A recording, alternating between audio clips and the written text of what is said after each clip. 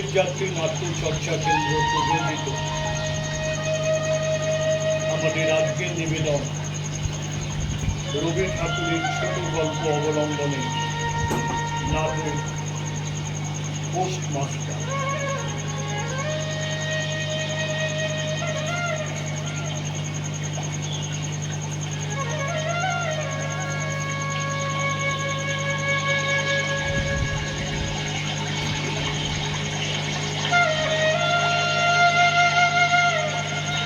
প্রথম কাজ আরম্ভ করিয়াই আমাদের পোস্টমাস্টারকে উলাপুরে আসিতে হয়।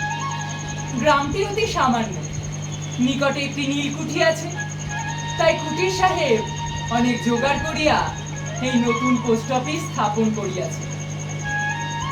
আমাদের পোস্টমাস্টার কলিকাতার ছেলে, জলের মাছকে ডাঙায় তুললে যেরকম হয়, এই গন্ড গ্রামের মধ্যে আসিয়া আমাদের পোস্টমাস্টারেরও সেই দশাই উপস্থিত হইয়াছে।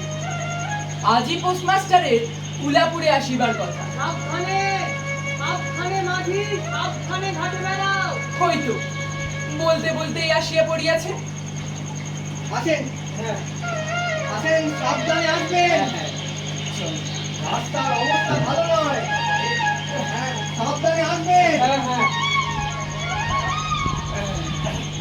সাবধানে। কইতে আমাদের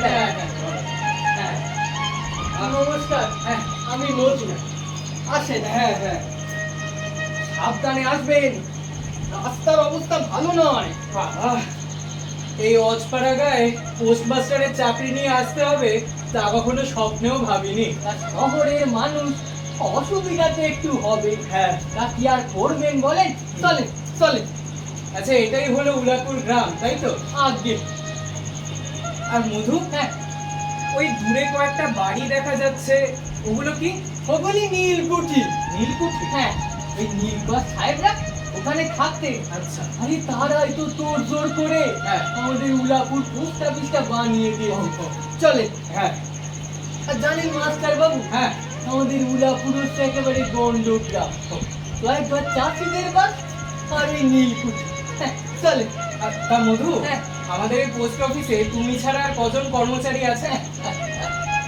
উলাপুর পোস্ট অফিসে মাস্টার বাবুই সব, আর আমি ডাক বিলি করি। মানে মাত্র দুজন কর্মচারী? আগে এখানে সব কাজ আপনারই করতে হবে। বলো কি হে, এই সামান্য মাহিনায় এত কাজ? যাকে যাক। আর কত দূর পোস্ট অফিস? ওই যে দূরে ৮ তলাটা দেখছেন? হ্যাঁ, ওটাই হচ্ছে আমাদের উলাপুর পোস্ট অফিস। ওটা পোস্ট অফিস? আমি তো ভেবেছিলাম পাকা বাড়িটারই হবে। কি যে বলেন মাস্টার বাবু, এই গন্ডু গ্রামে পাকা বাড়ি কোথায় পাবেন বলেন দেখিনি? আচ্ছা মধু, আর থাকার ব্যবস্থা? ওই যে ৮ তলার পাশে একটা কুঁড়ে ঘর দেখছেন? হ্যাঁ, ওটাই হচ্ছে আপনার কোয়ার্টার। ওটাই কোয়ার্টার। আর পাশেই একটা পানা পুকুর আছে, খবরদার নামবেননি। কেন? নামলে একেবারে ২১ দিনের ধাক্কা। চলেন। বাবা, এ তো দেখি একেবারে রাজপ্রাসাদ। তা মধু, এখানে খাওয়া দাওয়ার ব্যবস্থা কি? আগে সপা। অপা? জীবনে এক গ্লাস জল পর্যন্ত আমি নিজে হাতে খেলাম না, আর সেই আমি এখন রাঁধবো? না, আপনারে রাঁধতে হবে নি। তাহলে? আমি রতন রে বলে রেখেছি, ওই আপনার সব কাজ করে দেবে। কিন্তু মধু, পাবো তো এ কটা টাকা বেতন, তার মধ্যে আবার লোক রাখতে গেলে তো হাতে কিছুই থাকবে না। এই দেখো, মাহিনা দিতে হবে না, দুবেলা দুটো খেতে দেবে, ব্যাস। চলেন। আচ্ছা চল। আরে আপনার জন্য ২ বালতি জল তোলা আছে, আজকে ওটা দিয়ে স্নান সারবেন। তার ব্যবস্থা করবো, আর খাবার ব্যবস্থা আমি করছি। সাবধানে আসবে। হ্যাঁ, চলো।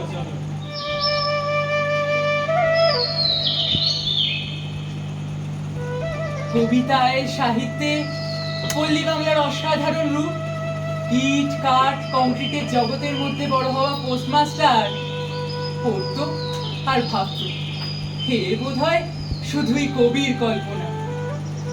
কিন্তু ভোরের পল্লী বাংলার অসাধারণ রূপ দেখে তার সে ভ্রম দূর হলো। পোস্টমাস্টার এই গন্ডগ্রামে চাকরি নিয়ে ভেবেছিল জলের মাছকে ডাঙায় তুললে যেরকম হয় তারও বুঝি সে দশাই হবে। তবে উপস্থিত যে সেরকম কিছু হয়নি তা হলপ করে বলা যায়।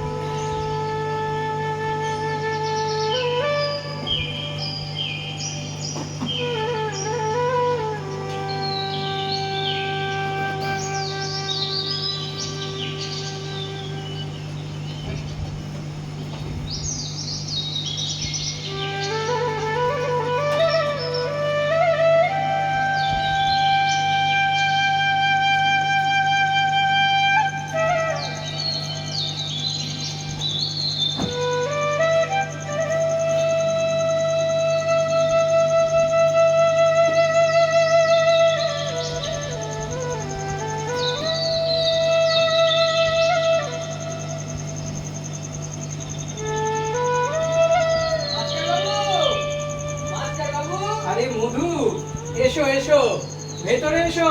মাস্টার বাবু, এই ভোর ভোর উঠে পড়েছে। রাতে ঘুম টুম ঠিকঠাক হয়েছিল তো? হ্যাঁ হ্যাঁ, তা হয়েছিল। ওই মাঝে মধ্যে শেয়ালের ডাক ছাড়া এমন কিছু অসুবিধা হয় না। মাস্টার বাবু, হ্যাঁ, কাল যার কথা বলেছিল ওই তারে নিয়ে এসেছি। বেশ করেছো তো। তা সে কোথায়? তাকে ভেতরে নিয়ে এসো। ওই দেখো। আরে বাইরে দাঁড়িয়ে কেন? আয় আয়, ভেতরে আয়। ওই দেখো, লজ্জা কিসে রে? আয় আয়, ভেতরে আয়। আয় আয়। ওই দেখ নতুন মাস্টার। যা যা, পেন নেম কর। না না, থাক থাক, ঠিক আছে। এই আপনার সব কাজ করে দেবে মাস্টার বাবু। রান্না করা, জল তোলা। কিন্তু এটুকু মেয়ে একা সব কাজ করতে পারবে তো? কি যে বলেন মাস্টার বাবু, 12 বছরের মেয়ে, আজ বাদ কাল বিয়ে দেয়া যায়। কি তোর বাবা মা ওকে কাজ করতে পাঠিয়ে দিল? বুঝতে কেউ নেই। তার মানে 12 বছর বয়সে বাপ মা ভাই রেখে বসে আছে। ও আপনার সব কাজ করে দেবে। হিরে রতন, পারবি নে? হ্যাঁ, খুব পারবো। তাই? তুই সব পারবি? হ্যাঁ, তোমার জন্য ভাত রাঁধবো, ব্যঞ্জন রাঁধবো। বাবা, কি ব্যঞ্জন রাঁধবি রে? ডাল, মাছের ঝোল, শুক্তো, সব। বেশ বেশ, ওতেই আমার হয়ে যাবে। আচ্ছা রতন, তুই রুটি বানাতে পারিস? হ্যাঁ, পারি তো। বেশ বেশ, সব পারে মাস্টার বাবু, আপনার কোনো চিন্তা হবে না। আরে রতন, যা মাস্টার বাবুর জন্য 2 বালতি জল তুলে আন। যা যা যা। আমি তাহলে আসি মাস্টার বাবু। আচ্ছা, দুটো জরুরি ডাক বিলি ছেড়ে আপনার এখানে আসছি তো। আচ্ছা আচ্ছা, আপনি দিকে গোছ গাছ করুন, পরে আমি আবার আসবো। আচ্ছা ঠিক আছে। হ্যাঁ, এসো কিন্তু।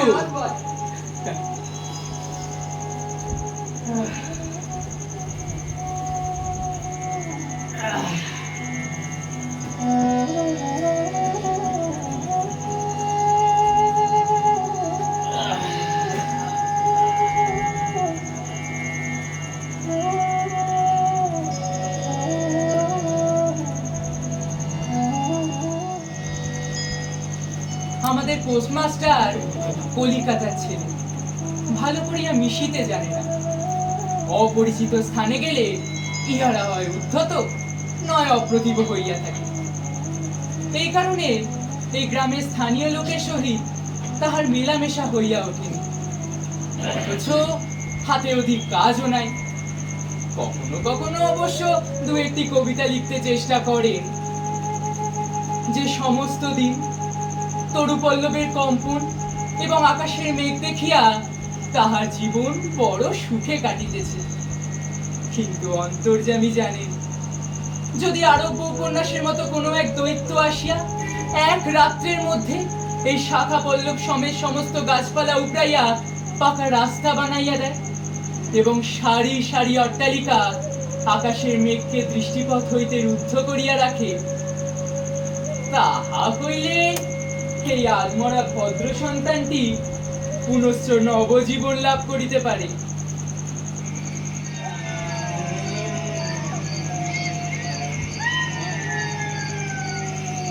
রতন, রতন, তোর হলো?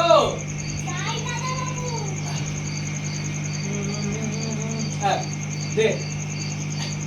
দে। ঠিক আছে, যা তুই গিয়ে তোর কাজ কর।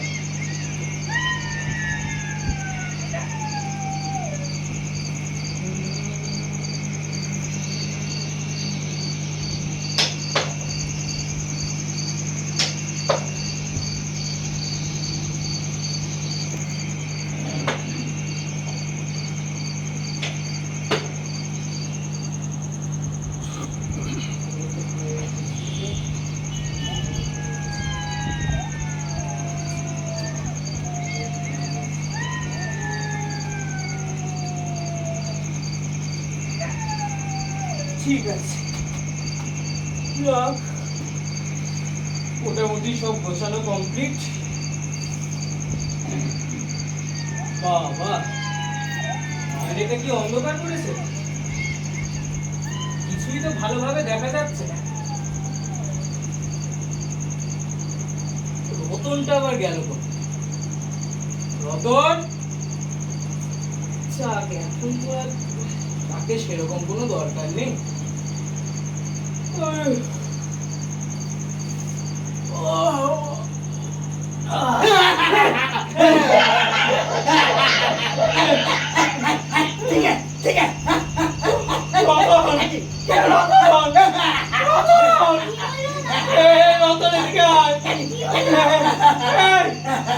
এই, তুই আমার সাথে যা, যা এখান থেকে যা।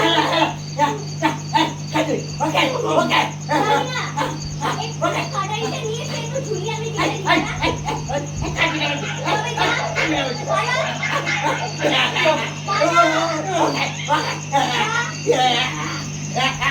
যা।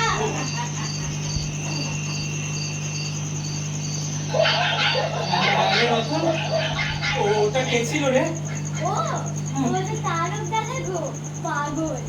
ওই ওর ঝুলি কেটে দেবো বলেছি, হ্যাঁ। উনি পাইলে গেছে। ও, তুমি ভয় পেয়েছো দাদাবাবু? ভয়? কই না তো, আমি ওসব ভয় ভয় পাই না। তাহলে আমি যাই। এ রতন, তুই আবার কোথায় যাচ্ছিস রতন? উনুন ধরাতে হবে যে। আরে ওসব পরে হবে। তুই বরং একটু বস, তুই এখানে বস। আজকে বরং আমি আর তুই একটু গল্প করি। বস, এখানটা বস।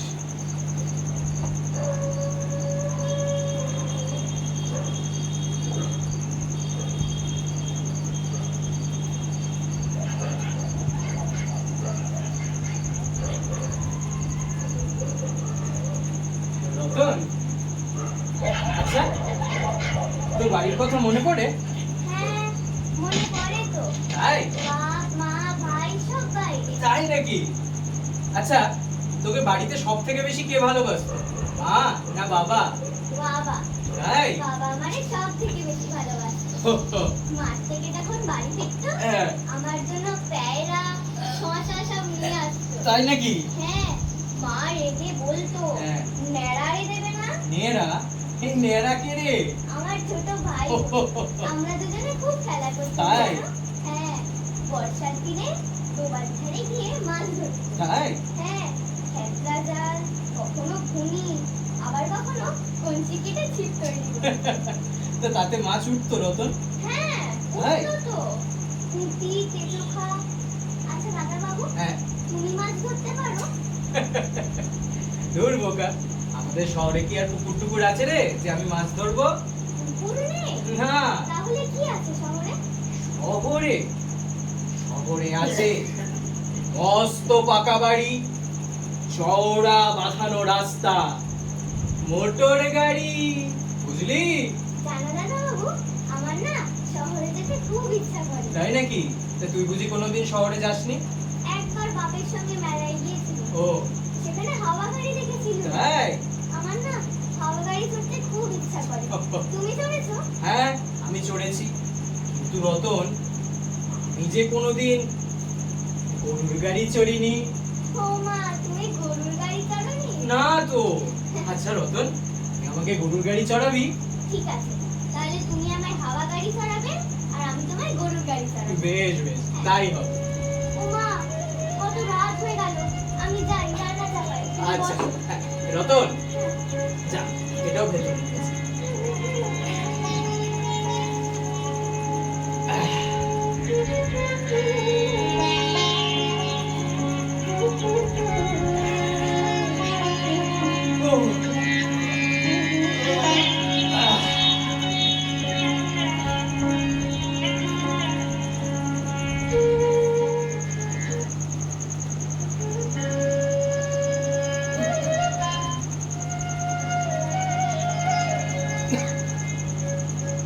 স্নেহের আনন্দ, আশা করি কুশলে আছো। তুমি এখান থেকে চলিয়া যাইবার পর আমাদের কাহারও মন ভালো নেই। তুমিও নিশ্চয়ই আমাদের কথা চিন্তা করো। তোমার চিঠিতে রতন নামে একটি বালিকার কথা জানিতে পারিলাম, যে তোমার রান্না বান্না, ঘরের কাজকর্ম সবকিছুই যত্নের সহিত করিতেছে। ওকে আমার আশীর্বাদ জানিও। দাদা বাবু, দাদা বাবু, রতন, আয় ভেতরে আয়। তোমার কি হয়েছে বলো তো দাদা বাবু? দিন রাত চুপচাপ বসে থাকো। আরে না রে, আমার কিচ্ছু হয়, মাঝে মাঝে একটু বাড়ির কথা মনে পড়ে, ওই আর কি। তুমি কার কথা ভাবছো গো? কার আবার কথা বল? আমার মা, তারপর দিদি, তারপরে ভাই। এই জানিস রতন, আয় আমার কাছে আয়, বস। আমি না আমার মাকে তোর কথা লিখেছিলাম, মার তোকে দেখতে খুব ইচ্ছা করে। তাহলে আমাকে নিয়ে যাবো না তোমাদের বাড়ি? আচ্ছা ঠিক আছে, নিয়ে যাব। কিন্তু রতন, এই গ্রাম ছেড়ে চলে যেতে কষ্ট হবে না? আমার তো কেউ নেই। তোমার বাড়ি গেলে আমি মা পাবো, ভাই পাবো, দিদি পাবো। ঠিক বলেছিস, তারাও তোকে পেলে খুব আনন্দ পাবে। তাহলে আমাকে নিয়ে চলো। আরে দাদা, আগে আমার এখানে চাকরিটা পাকা হতে দে, তারপরে আমি তোকে ঠিক নিয়ে যাব। ঠিক নিয়ে যাবে তো? আরে হ্যাঁ। আচ্ছা রতন, একটা কথা সত্যি সত্যি বলতো, তোর এখানে থাকতে একদম ভালো লাগে না, না? যতক্ষণ তোমার কাজ করি ততক্ষণ ভালো লাগে, তারপর আর ভালো লাগে না। ঠিক আছে, কাল থেকে তোকে আর বাড়ি যেতে হবে না। তুই আমার এখানেই থাকবি। আমি এখানে থাকবো? হ্যাঁ থাকবি, তুই আমার এখানে থাকবি, আমার সব কাজ করে দিবি।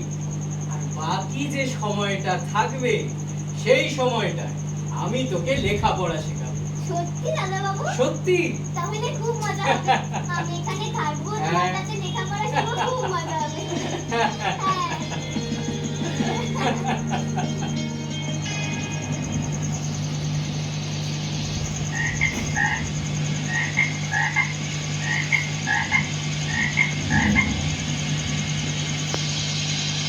দাদা বাবু, হ্যাঁ, যাও। ঠিক। এমনি দুবার হলো, আর কিন্তু চাইতে পারবেনি। আমি শুনেছি তুমি চা খেলে শরীর খারাপ করে। বাবা, পাকা বুড়ি আমার। আচ্ছা রতন, কি করবো বলতো? দেখছিস তো 3 দিন ধরে টানা বৃষ্টি পড়ে যাচ্ছে, আর বেরোবারও তো জোর নেই। ও রতন, তোকে না একটা জিনিস দেখাবো, বস। দেখাবে গো? একটা বস, আমি তোকে দেখাচ্ছি।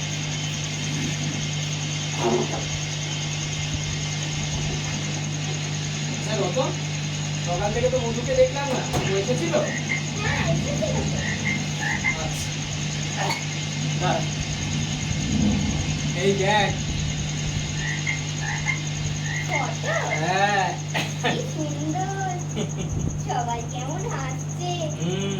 কেউ দাঁড়িয়ে আছে, কেউ বসে আছে। এটা তোমার মা হ্যাঁ। আর এটা বাবা। এটা দিদি হুম। আর এটা হলো আর ওটা হচ্ছে আমি। আচ্ছা রতন, তুই সবাইকে কি করে ঠিক ঠিক চিনে নিলি বলতো? চেনা যায় গো। তাই নাকি? হ্যাঁ, মায়েদের চওড়া পেড়ে শাড়ি, হুম। কপালে সিঁদুরের টিপ, আর বাবাদের হুম। বাবাদের গলা বন্ধ জামা, চোখে চশমা আটা, আর রাগি রাগি দেখতে ও, হয়। আর দিদিরা দিদিরা ভাইয়ের কাঁধে হাত দিয়ে দাঁড়িয়ে থাকে। ঠিক বলেছিস, হ্যাঁ। ঠিক বলেছিস। জানো দাদা বাবু, হ্যাঁ, বল। আমার না মায়ের কথা একটু একটু মনে পড়ে। কপালে সিঁদুরের টিপ, মাথায় ঘোমটা দেওয়া, আর কিছু মনে পড়ে না।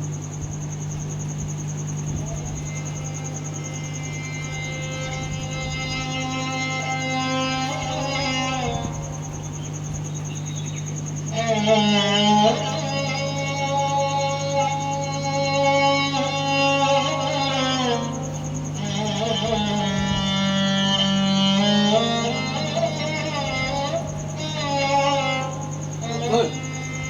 জানিস আজকে থেকে না আমি তোকে লেখাপড়া শেখাবো। তুই শিখবি? হ্যাঁ শিখবি তো? ঠিক আছে, তুই এখানে একটু বস, আমি একটা পেন্সিল আর একটা কাগজ নিয়ে আসি। ঠিক আছে, বস।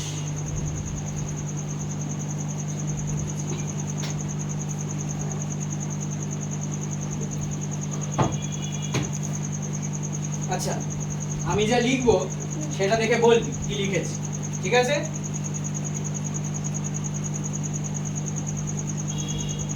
বলতো এটা কি লিখলাম? জানি না যে এটা হচ্ছে অ, আর এটা হলো আ। এটা হস্যই, এটা দীর্ঘই। আচ্ছা, আমি না মধুকে বলে দেব তোর জন্য একটা স্লেট পেন্সিল আর বর্ণ পরিচয় নিয়ে আসতে। ঠিক আছে? এবার একটু এগিয়ে আয়, আমার সাথে সাথে বলবি। ঠিক আছে? দেখ এখানে আঙুল দে, বল। অ, অ আ, আ হস্যই, হস্যই, হস্যই হস্যই। হস্যই খুব ভালো। তারপর দীর্ঘই, দীর্ঘই খুব ভালো হচ্ছে, খুব ভালো। তারপর হস্যৌ, হস্যৌ দীর্ঘৌ, দীর্ঘৌ দীর্ঘৌ। দীর্ঘৌ বাহ বাহ, খুব ভালো হয়েছে। এবার আবার আমার সাথে প্রথম থেকে বল, বল। অ, অ আ, আ হস্যই,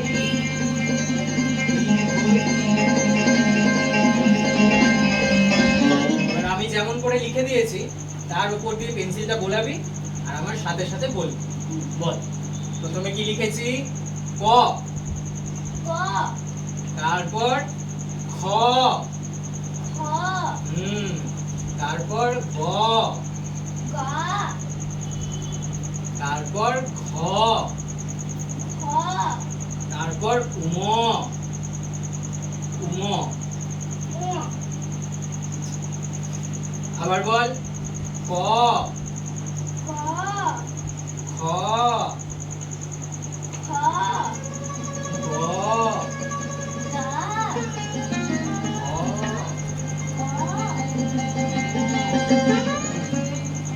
যা লেখা আছে তা দেখে দেখে পড়।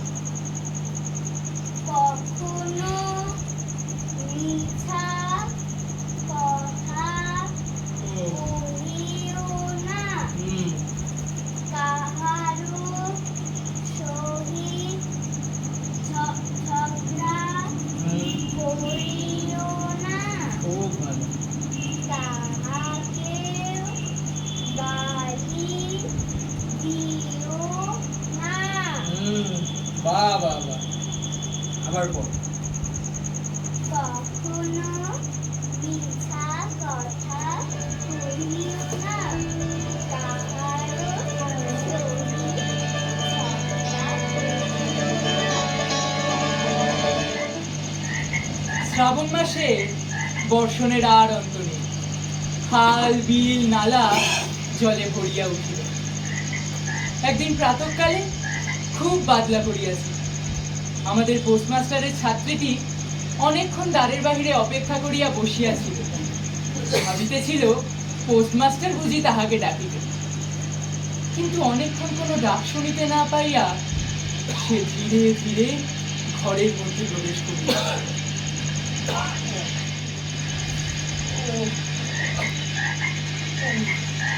দাদা বাবু, দাদা বাবু, কি হয়েছে তোমার? শুয়ে আছো যে? একটু জল দিতে রতন।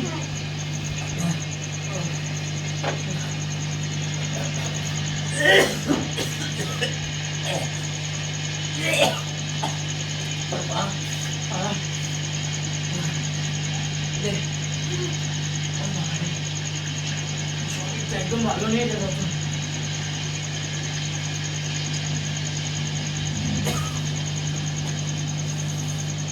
বোধহয় জ্বর হয়েছে। জ্বর? কই গা দেখি। ওমা, গা যে পুড়ে যাচ্ছে। আমি যাই, কবিরাজ না, এই রতন, কোথাও যেতে হবে না, আয় আমার কাছে এসে বস। ঠিক আছে, তাহলে তুমি ঘুমাও, আমি মাথা টিপে দিচ্ছি।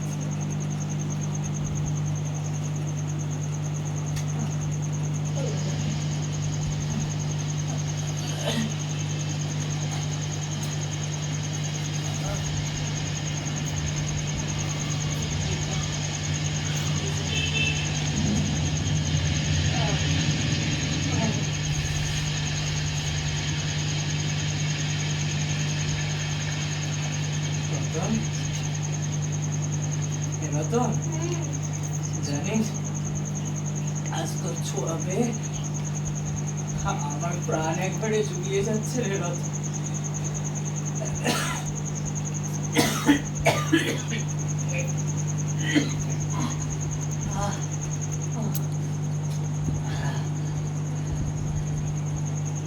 এই বন্ডগ্রামে তো তোর সেবা আমার মায়ের কথা মনে করিয়ে দেয় রে রতন, আমার মায়ের কথা মনে করিয়ে দেয়। জানিস রতন, আমার যখন এরকম শরীর খারাপ হতো আমার মাও ঠিক তোর মতো সেবা করতো রে রতন।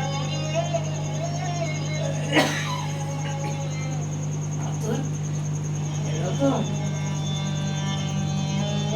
তুই যে আজকে আমার মায়ের রক্ত পূরণ করলি রে রতন, আমার মায়ের রক্ত পূরণ করলি। এখন ভালো বোধ হচ্ছে?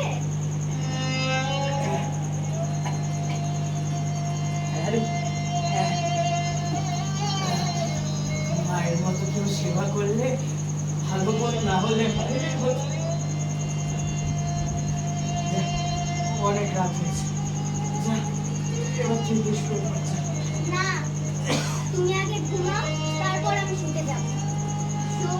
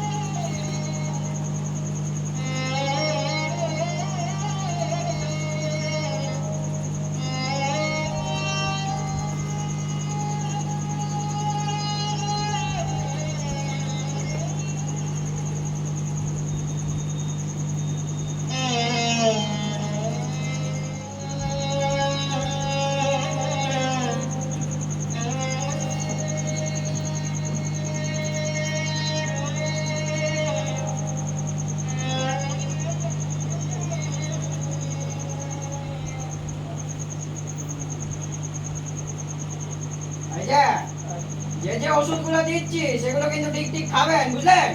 আর এখন কিন্তু সম্পূর্ণ বিশ্রামে থাকতে হবে।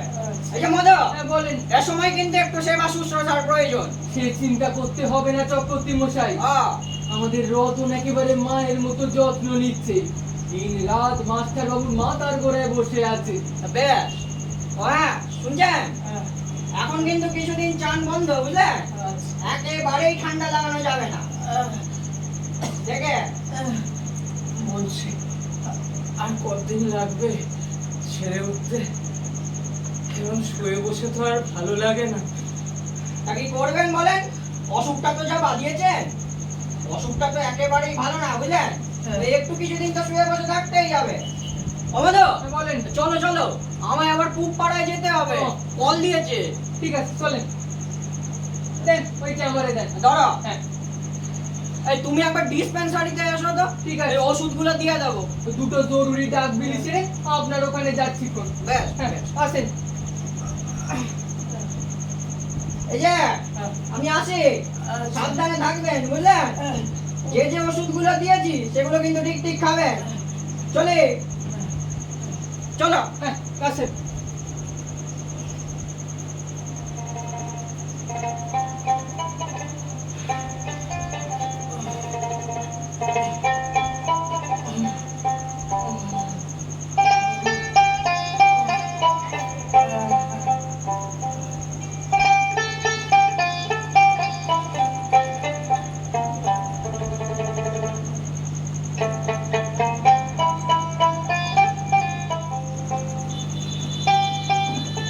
বহুদিন পরে পোস্টমাস্টার ক্ষীণ শরীরে রোগ শয্যা ত্যাগ করিয়া উঠিয়া বসিলেন এবং মনে মনে স্থির করিলেন, আর নয়, এখান হইতে কোনো মতে বদলি হইতেই হইবে, এবং তৎক্ষণাৎ কলিকাতার কর্তৃপক্ষের নিকট দরখাস্ত করিলেন। রতন দ্বারের বাহিরে অপেক্ষা করে, কিন্তু আর তাহার ডাক পড়ে না। রতন মাঝে মাঝে উঁকি মারিয়া দেখে পোস্টমাস্টার অন্যমনস্ক ভাবে খাটের উপর শুইয়া অথবা বসিয়া আছে। রতন যখন দ্বারের বাহিরে তাহার ডাকের প্রত্যাশা করিয়া বসিয়া আছে, পোস্টমাস্টার তখন অধীর চিত্তে তার দরখাস্তের উত্তর প্রতীক্ষা করিতেছে। অবশেষে সপ্তাহখানেক পরে একদিন সন্ধ্যাবেলায় রতনের ডাক পড়িল।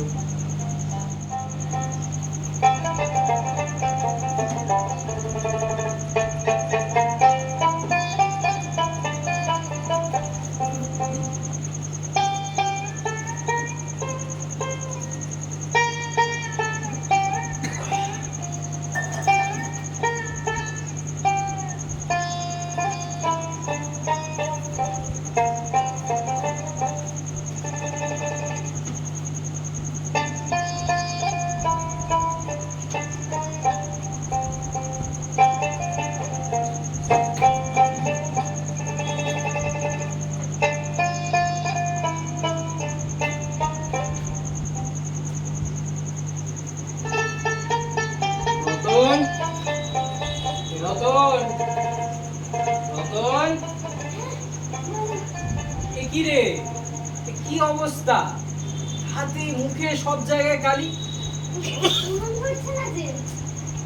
শোন, কালকে থেকে তোকে আর এত কষ্ট করতে হবে না, বুঝলি?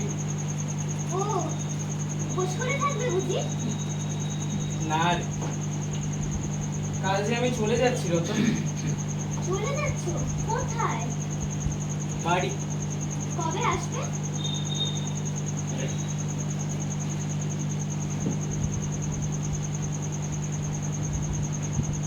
আমি যে আর আসবো না রতন। দাদা বাবু আমাকে তোমার সঙ্গে নিয়ে যাবে তো?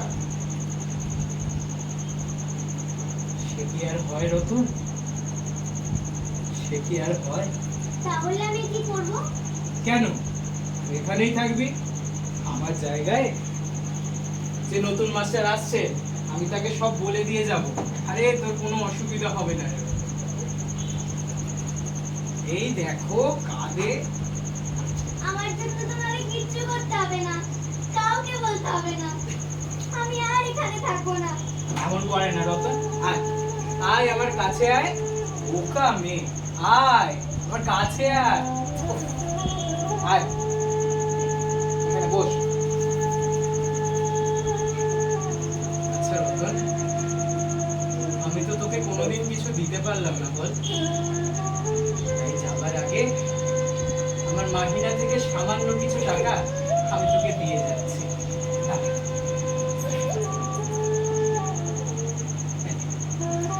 ধর। আর কাঁদে না। আরে বাবা, এতে তোর কয়েকদিন ভালোভাবে চলে যাবে রে রতন, ঠিক আছে? আর দাদা বাবু তোমার দুটি পায়ে পড়ি, তুমি যেও না দাদা বাবু। এমন করে না রতন। রতন, আমাকে কিচ্ছু দিতে হবে না, কাউকে বলতে হবে না, আমি আর এখানে থাকবো না, আর না। আমার কথাটা শোন রতন। রতন, আমার কথাটা শোন।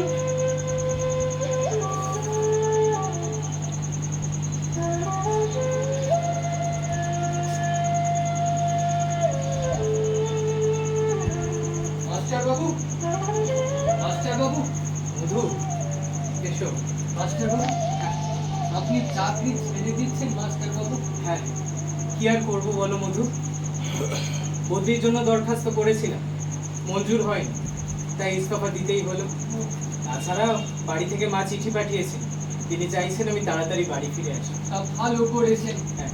ঘরে ছেলে ঘরে ফিরে যায়, হ্যাঁ আর শহরে গিয়ে এই শরীরটার একটু যত্ন নেয়। হ্যাঁ হ্যাঁ। আচ্ছা মধু, তুমি কিন্তু কাল সকালে একটা নৌকা বলে নেবে। কালই যাবেন? হ্যাঁ, নতুন মাস্টার যখন এসেই পড়েছেন তাহলে তো আর দেরি করে লাভ নেই। আচ্ছা ঠিক আছে। জানেন মাস্টার বাবু, রতনটা বড় মায়ায় পড়ে গিয়েছে, বড় কষ্ট পাবে মেয়ে, বড় কষ্ট পাবে, বড় কষ্ট পাবে।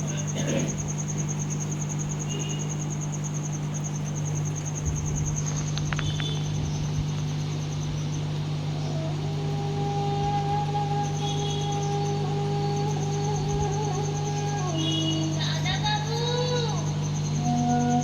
তুমি চলে যেও না দাদা বাবু, তুমি চলে যেও না,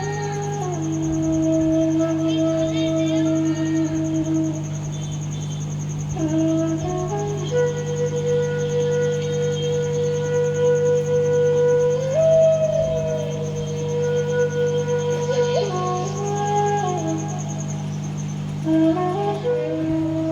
এই আপনার ঘর আর এই আপনার অফিস, বলতে গেলে সবকিছু। তাহলে আপনি চললেন? হ্যাঁ, কি আর করবো বলুন, শরীরটাও দিল না, আর তাছাড়া বাড়ির লোকও চাইছিল না আমি এই চাকরিটা আর বেশি দিন করি।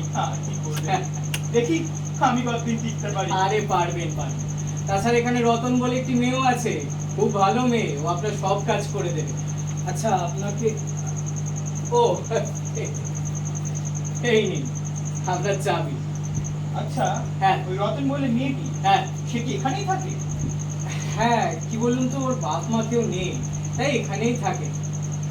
না না, আপনি চিন্তা করবেন না, ও মেয়ে খুব ভালো মেয়ে, আপনার কোনো অসুবিধা হবে না, তো ভালোবাসার না। আচ্ছা, আমার না একটু গোছ গাছ বাকি আছে, আমি সেটা করে নিই, আপনি ততক্ষণ দেখে নিন।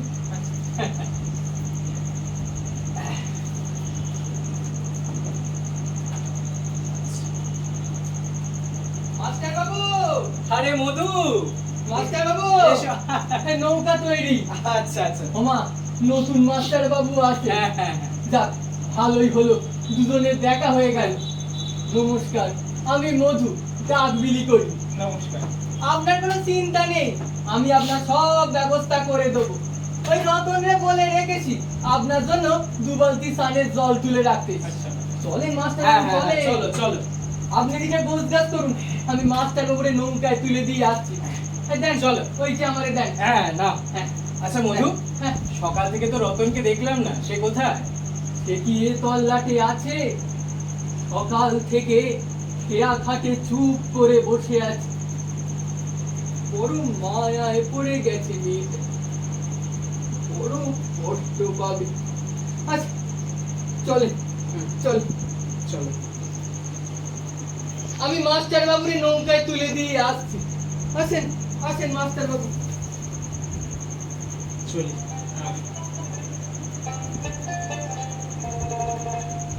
মাস্টার বাবু, আসেন।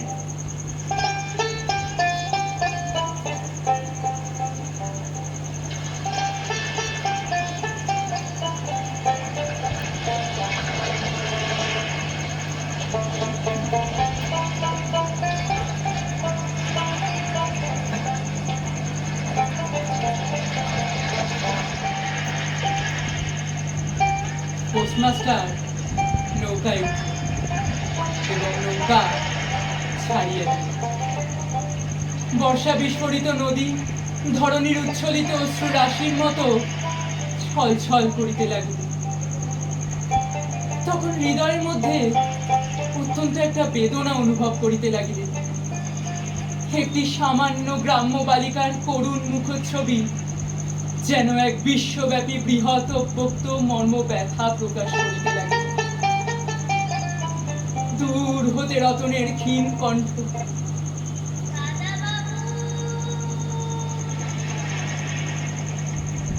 আমাকে তোমার সঙ্গে নিয়ে যাবে দাদা বাবু, দাদা বাবু। একবার নিতান্ত ইচ্ছা হইল ফিরিয়া যাই, জগতের ক্রোড় বিচ্যুত সেই অনাথিনীকে সঙ্গে করিয়া লইয়া আসা, কিন্তু ততক্ষণে পালে বাতাস পাইয়াছে, বর্ষা স্রোত খোরতর বেগে বহিতেছে। গ্রাম অতিক্রম করিয়া নদীকূলের শ্মশান দেখা দিয়েছে। পোস্টমাস্টারের মনে হইল জীবনে এমন কত বিচ্ছেদ, কত মৃত্যু আছে, ফিরিয়া ফল কি? এ পৃথিবীতে কে কাহার